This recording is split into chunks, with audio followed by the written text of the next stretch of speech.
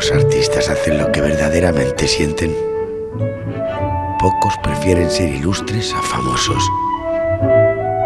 Solo los verdaderos artistas son capaces de plantarle cara a su propia verdad para regalarla después, desde lo más profundo de su alma, junto a la belleza que llevan dentro.